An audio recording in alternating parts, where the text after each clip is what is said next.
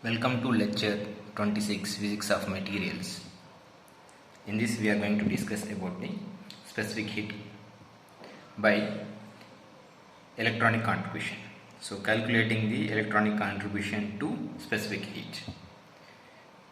So in previous class we have the total number of electrons below the energy level for the density of allowed states. So density of allowed states, density of occupied states. So the density of occupied states N of E defined is N of E equal to 1 by 6 pi 2 ma square by h bar square pi square whole to the power of 3 by 2 e power 3 by 2. For density of occupied states, it is defined as d of E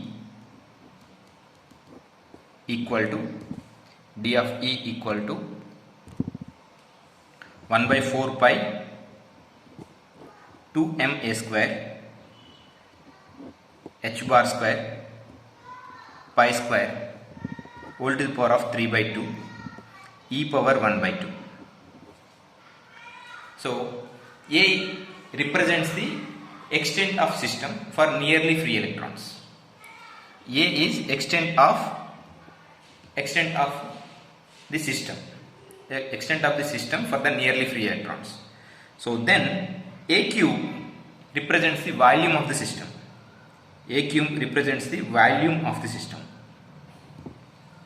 So we rewrite the same equations. This is a square 3 by 2. If you bring a from these brackets, so 1 by 2 half gets cancelled, a cube. So we come back, get back from the total brackets. So we can rewrite the equation N of E is equal to V by 6 pi 2m h bar square pi square whole to the power of 3 by 2 e to the power of 3 by 2 1. Similarly, d of E equal to v by 4 pi 2m by h bar square pi square whole to the power of 3 by 2 e power half. So we have the only electrons close to Fermi energy level can gain energy as we rise the temperature above 0 Kelvin. So only electrons which are close to Fermi energy level gain the energy and participates in the conduction that we have discussed. So at 0 Kelvin, this is f of E equal to 1 as we discussed earlier for energy level up to EF. So NF is equal to N of EF is equal to same defined V by 6 pi 2m h bar square pi square whole to the power of 3 by 2 EF power 3 by 2, the energy at the Fermi energy level. So number of allowed states at this energy occupied states, number of occupied states at this Fermi energy level. So rearranging this equation, N of EF by V is equal to 1 by 6 pi 2m by h bar square pi square whole to the power of 3 by 2 EF power 3 by 2. EF is the Fermi energy. So this equation represents nearly free electrons up to Fermi energy per unit volume up to Fermi energy per unit volume. So this is nearly free electrons up to Fermi energy per unit volume. So therefore it represents the number of free electrons per unit volume. So that it represents number of free electrons per unit volume.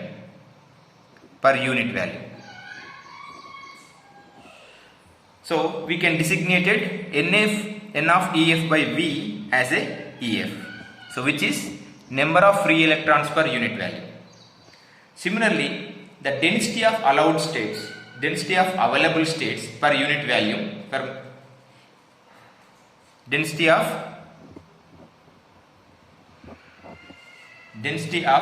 available states, these are density of occupied states.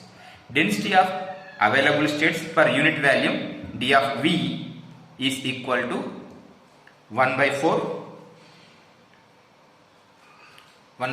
pi 2m h bar square pi square whole to the power of 3 by 2 e power half, which is EF equal to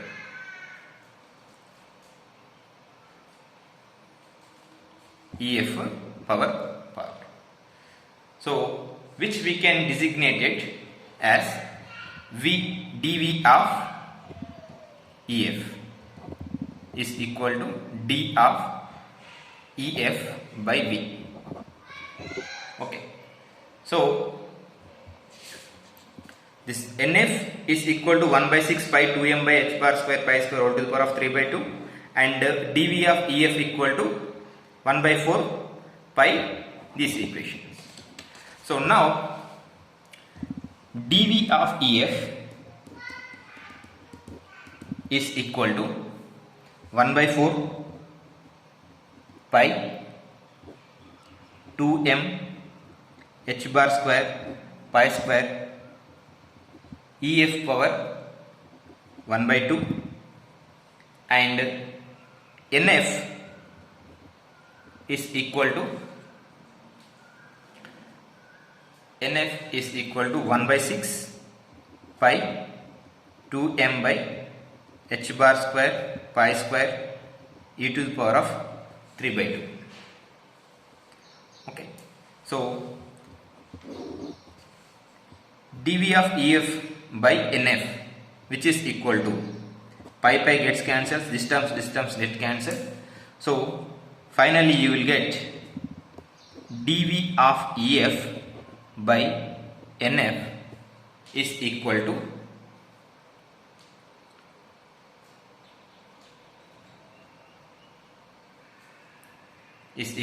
3 by 2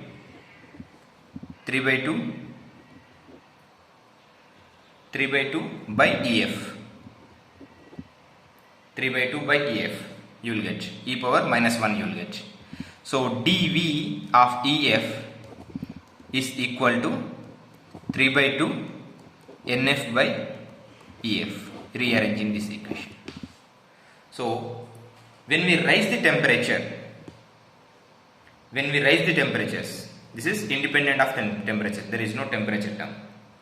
So when we raise the temperature of the system from 0 Kelvin to greater than 0 Kelvin, more than 0 Kelvin, so per electron basis, the energy provided for the electron per electron is kBT. This is thermal energy.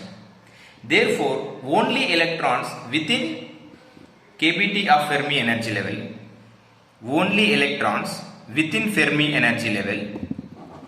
which is having the kBT energy, so can participate in gaining in the energy and participate in the next energy levels. So these are the electrons. So when the temperature is rises, it captures the energy and participated at the higher energy levels, participated in the conduction. So those electrons which are at the Fermi energy level gains the energy, so which can occupy the unoccupied states at higher energy level. So On per unit volume basis, the number of such electrons is, on per unit volume basis,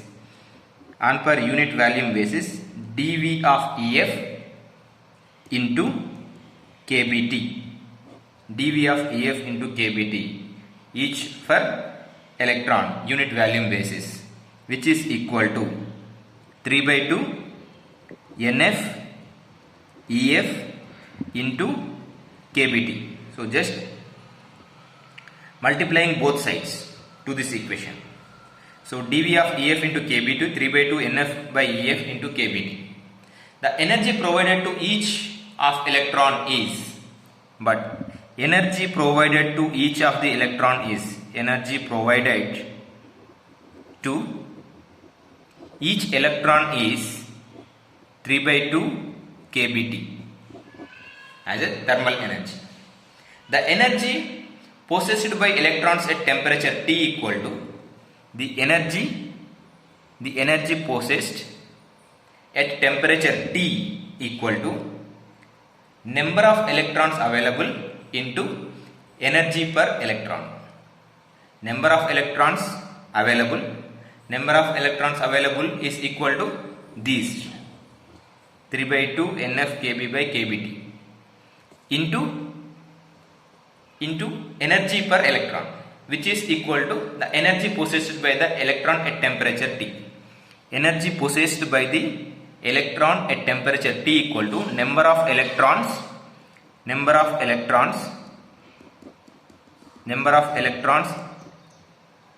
available into energy per electron, which is equal to 3 by 2 kBt. So where this energy possessed by the electron at temperature T is equal to, which is equal to 9 by 4 NF by EF into kB square into T square. Therefore, this is the E, energy possessed by the electron at temperature T. Therefore, this dE by dt, which is equal to CVE, specific heat due to the electrons. So differentiating, you will get 9 by 4 NF by EF into kB square into 2T gets cancelled. So you will get CVE is equal to 9 by 2 NF by EF kB square T. So we have the specific heat here. Specific heat derived E, CVE is equal to 9 by 2 NF by EF kB square T. But EF is equal to kBTF, where Fermi energy, and TF is the Fermi temperatures.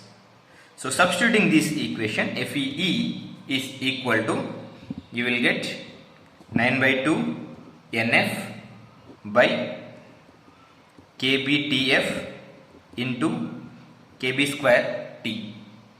So this gets cancelled. So final equation, you will get 9 by 2 NF kB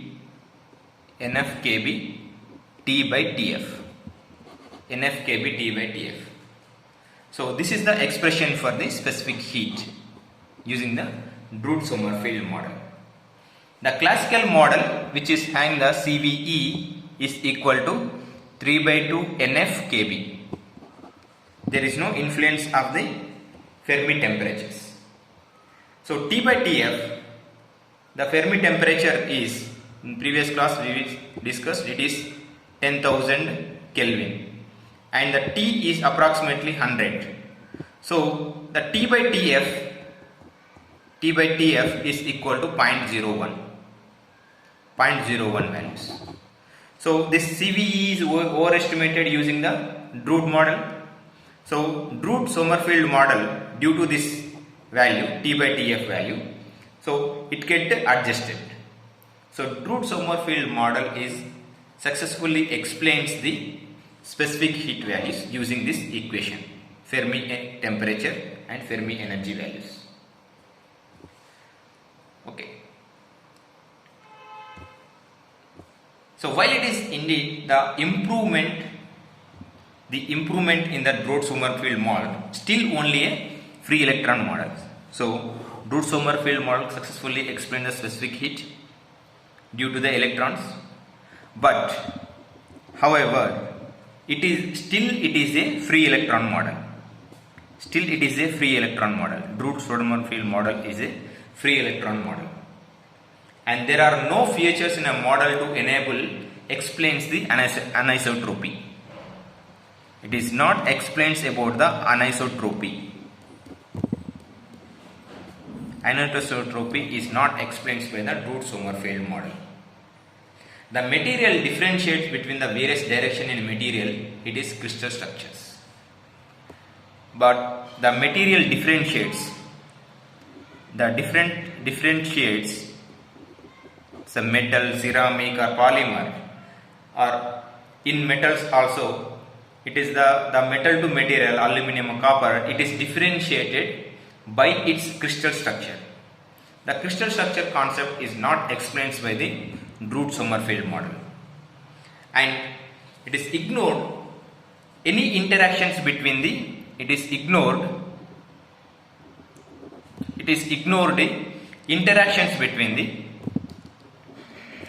interactions between ionic core and electrons. It ignored the interaction between the ionic core and electrons, but in real material they exist. And to explain the anisotropy, we need to understand the interaction between the ionic cores and the wave-like behavior of the nearly free electrons. To understanding the interaction between the ionic core and electrons, we are to understanding about the anisotropy, that is the same material having the different crystal structures, or different material having the different crystal structures. To understand the anisotropy, we have to understand the interaction between the ionic cores and wave-like behavior of electrons, nearly free electrons. Ionic cores versus nearly free electrons. The interaction between the nearly free electrons we have to understand to explain about the anisotropy presence in a material. The interaction between the wave-like behavior of nearly free electrons and periodic structure of the ionic cores, that we have to know. We have to improve the model to understanding the interaction between the wave-like behavior of nearly free electrons and periodic structure of the ionic cores. To do, we have to get into the two steps. One is examine the interaction of waves in general with periodic structure of the ionic cores. So interaction of the waves with ionic cores. So which we can do with the diffraction phenomenon. First we have to examine what is the values and what is the effect of interaction of the external waves with the ionic cores. One. Second one is take into account the fact that nearly free electrons in the material are also showing the wave-like behavior. Nearly free electrons also having the wave-like behavior, we have to understand. And diffraction process does not specify the origin of waves. Diffraction does not specify the origin of waves. So from where it will coming out, it does not specify it. Examine the interaction between the wave-like behavior of nearly free electrons and ionic cores. Explains nearly free electrons versus ionic core. Ionic core interactions, again using the diffraction phenomena.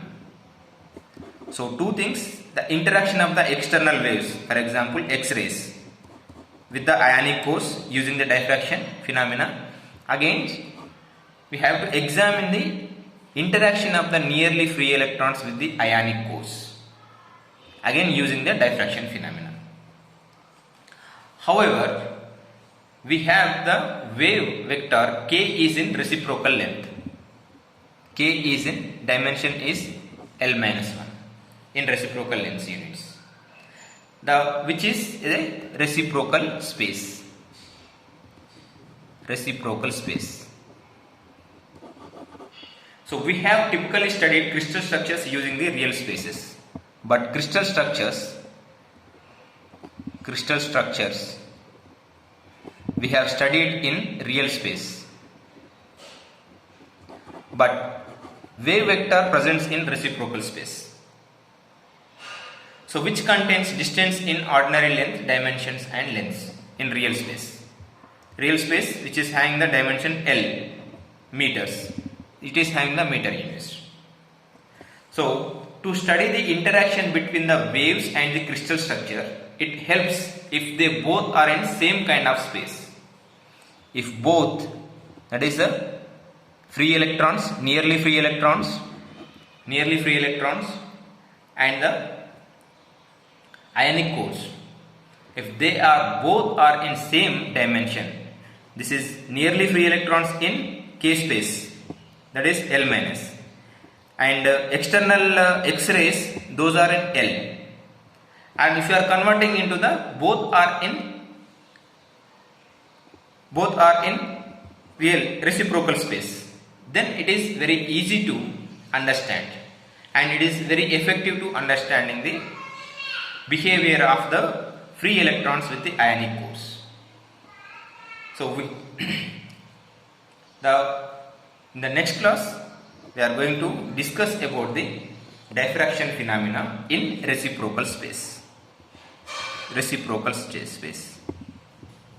So here using the reciprocal space is if external element and the same elements both are in same dimension, then it is easy to derive the equation, easy to understand the concept. That is the major use of the reciprocal space used in diffraction phenomena. Okay, so we'll discuss further in the next class. Thank you.